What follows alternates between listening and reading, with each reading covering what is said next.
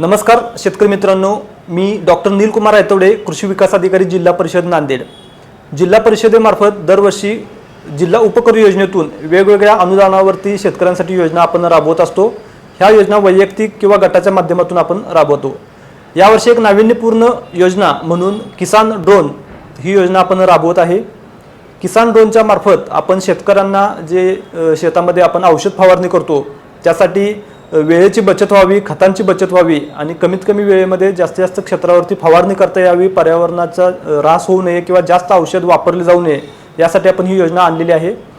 तसेच मजुरांची सुद्धा कमतरता भासत आहे, त्यासाठी सुद्धा याचा आपल्याला फायदा होणार आहे। तर याच्यामध्ये अनुदान कसं असणार आहे, तर शेतकरी मित्रांनो, एका ड्रोनच्या खरेदीसाठी गटाच्या माध्यमातून खरेदी केल्यानंतर आपण 4 लाख रुपये किंवा त्या किसान ड्रोनच्या किमतीच्या 40% यापैकी जी किंमत कमी असेल ती आपण सबसिडी म्हणून किंवा अनुदान म्हणून शेतकऱ्यांच्या गटाला याचा लाभ देणार आहे।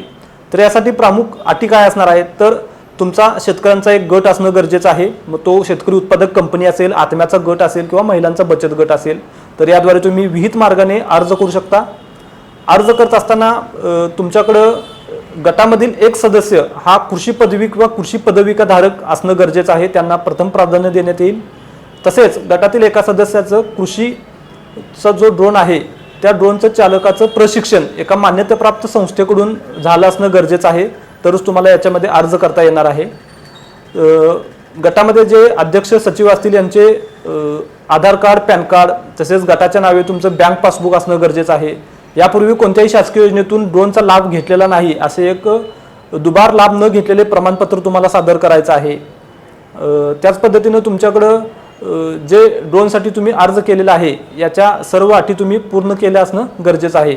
आणि ड्रोनसाठी ॲप्लिकेशन करत असताना तुम्ही गटाच्या माध्यमातून यासाठी अर्ज करायचा आहे। जिल्हा परिषदेचे, कृषी विभागाचे, पंचायत समितीचे जे कृषी अधिकारी आहेत यांच्याकडे तुम्ही विहित मार्गाने तो अर्ज सादर करायचा आहे।